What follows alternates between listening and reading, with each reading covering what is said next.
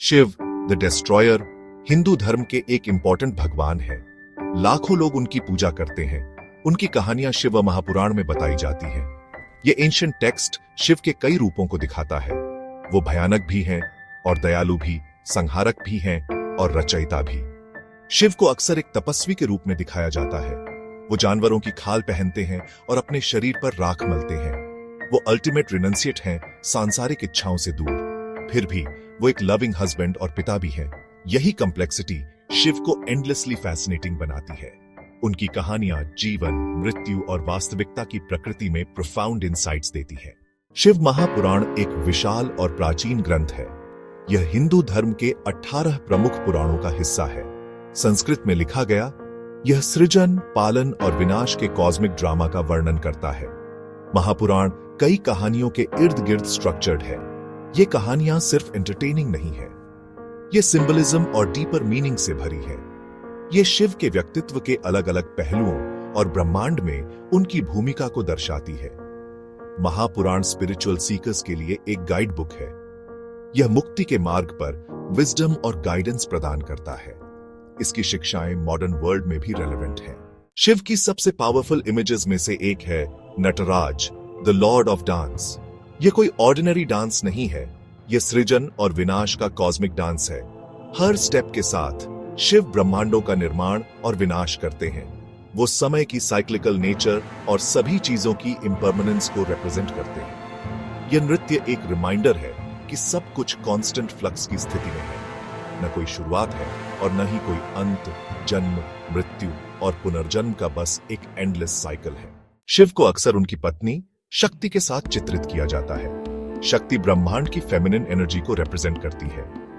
वो dynamic power है जो क्रिएशन को ड्राइव करती है। शिव शक्ति के बिना शव या लाइफलेस माने जाते हैं। उनका मिलन मैस्कुलिन और फेमिनिन प्रिंसिपल्स की इंटरडिपेंडेंस को दर्शाता है।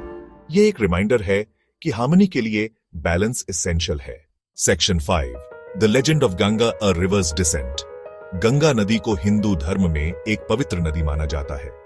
यह पृथ्वी पर कैसे उतरी, इसकी कहानी शिव के साथ इंट्रिकेटली लिंक्ड है। किंवदंती है कि गंगा का डिसेंट इतना पावरफुल था कि यह पृथ्वी को नष्ट कर सकता था। शिव ने हस्तक्षेप किया, नदी को अपनी जटाओं में पकड़ लिया।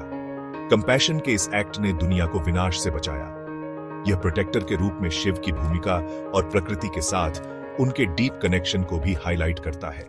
Section 6, the poison drinker, Shiva sacrifice. Shiva की सबसे प्रसिद्ध कहानियों में से एक है उनका विष पीने का एक्ट। समुद्र मंथन के दौरान एक डेडली पॉइजन निकला। इस जहर ने सारी सृष्टि को नष्ट करने की धमकी दी। शिव ने सेल्फ सैक्रिफाइस के एक एक्ट में जहर पी लिया, जिससे ब्रह्मांड बच गया। जहर ने उनका गला नीला कर दिया, जिससे उन्हें Neelkanth, the blue throated one, नाम मिला। Section 7, the Wrath of Shiva, lessons in humility. जबकि शिव को अक्सर बेनेवोलेंट के रूप में दर्शाया जाता है, उनका एक भयानक पहलू भी है। दक्ष के यज्ञ की कहानी शिव के क्रोध की एक स्टार्क रिमाइंडर है। दक्ष ने अपने अहंकार में शिव का अपमान किया। इससे कई घटनाएं घटी जिनका अंत डिस्ट्रक्शन और केओस में हुआ। यह कहानी ह्यूमिलिटी के महत्व और ईगो के डेंजर्स को सिखाती है। यह दिखाता है कि देवता भी अपने एक्शंस के कॉन्सिक्वेंसेस से इम्यून नहीं है। Section 8, Shiva's teachings, a path to liberation. Shiva Mahapurana सिर्फ कहानियों का संग्रह नहीं है। इसमें जीवन, मृत्यु और मुक्ति के मार्ग के बारे में प्रोफाउंड टीचिंग्स हैं। शिव डिटैचमेंट, सेल्फ रियलाइजेशन और नॉलेज की खोज के महत्व के बारे में सिखाते हैं। वो अपने भक्तों को भौतिक दुनिया से परे देखने और इनर पीस की तलाश करने के लिए प्रोत्साहित करते हैं। उनकी शिक्षाएं टाइमलेस हैं और स्पिरिचुअल एनलाइटनमेंट चाहने वालों के लिए गाइडेंस प्रदान करती हैं। Section 9, conclusion, the enduring legacy of Shiva. Shiva Mahapurana Shiva की एंड्यूरिंग पावर का प्रमाण है। उनकी कहानियां दुनिया भर में लाखों लोगों को इंस्पायर और रेजोनेट करती रहती हैं। उनकी शिक्षाएं इनर पीस और लिबरेशन का मार्ग प्रदान करती हैं। वो हमें जीवन की सिक्लिकल नेचर और बैलेंस और ह्यूमिलिटी के महत्व की याद दिलाती है। शिव की विरासत मिथोलॉजी, फिलॉसफी और स्पिरिचुअलिटी की एक समृद्ध टैपेस्ट्री है। वो एक एनिग्मेटिक और एंडलेसली फैसिनेटिंग देवता बने हुए हैं।